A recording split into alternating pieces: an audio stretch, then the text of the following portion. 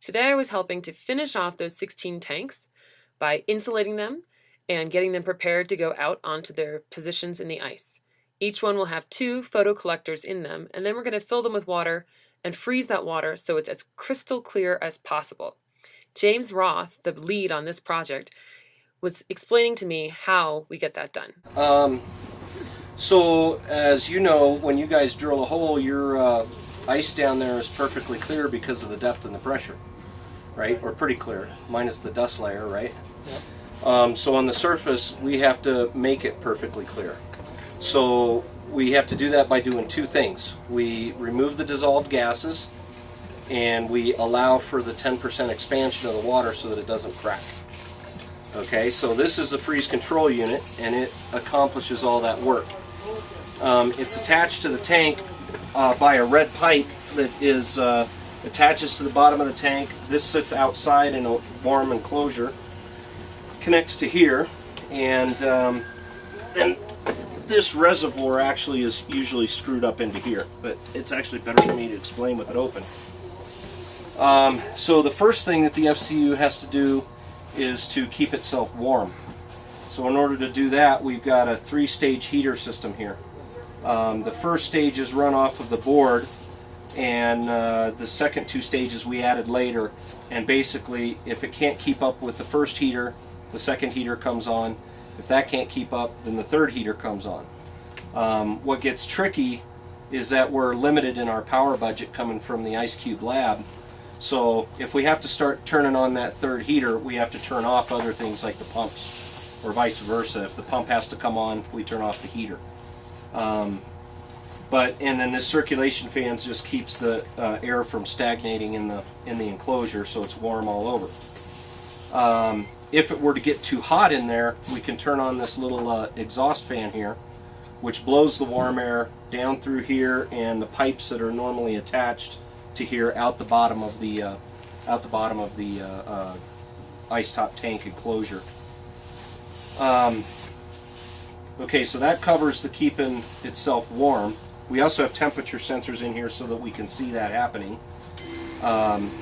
Then we have the vacuum system. Isn't that fitting? The vacuum pump just came on. I've got this one running in automatic mode. And we've got this vacuum system, and what it'll do is we just have this run for about 20 seconds, and that pulls a vacuum on this ballast. That way it doesn't have to run all the time. Normally, this is hooked into the tank, into our contactor assembly that removes the dissolved gases. So it pulls a vacuum, the vacuum's in here, and as we circulate the water in the tank, it removes the dissolved gases. And we can actually see the pressure in this rise as the gases refill. Sometimes there's a little bit of water vapor that can come out of the tank as well. So this pump is actually designed so that it can actually pull that water vapor through the pump and then pump it back into the sump there. As I said, there's usually a pipe attached to here that attaches to our actual tank. So when we fill the tank outside, we fill it up to this level, and that's the same level inside the tank as about the DOMs being about 1 inch underwater.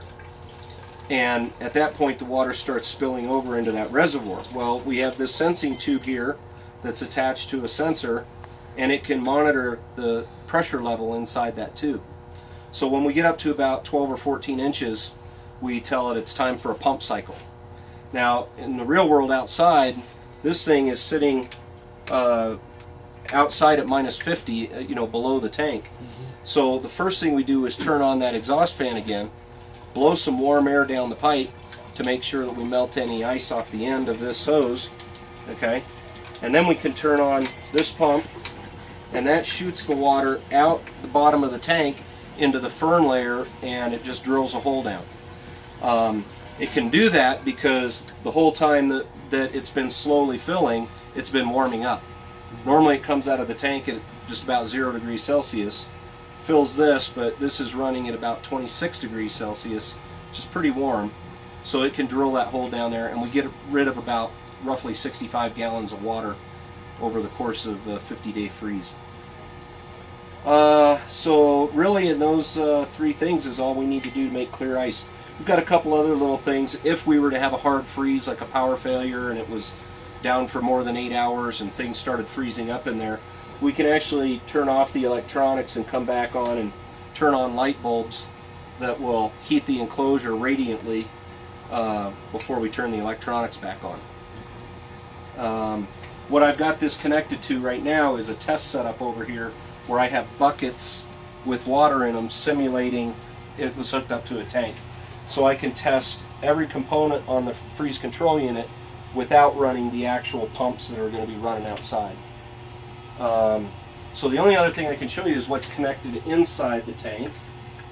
And let me pull this off to do that. I should have one over here. This is a contactor assembly, and it's filled with these semi-permeable membrane fibers. If you look through it, you can actually see through it. And so the water flows through those little fibers, and there's vacuum on the outer shell, so it allows the dissolved gases to come through and be removed from the water without sucking the water out of the tank. So that's the little thing that gives us clear ice. And that's pretty much what an FCU does. Thanks, James.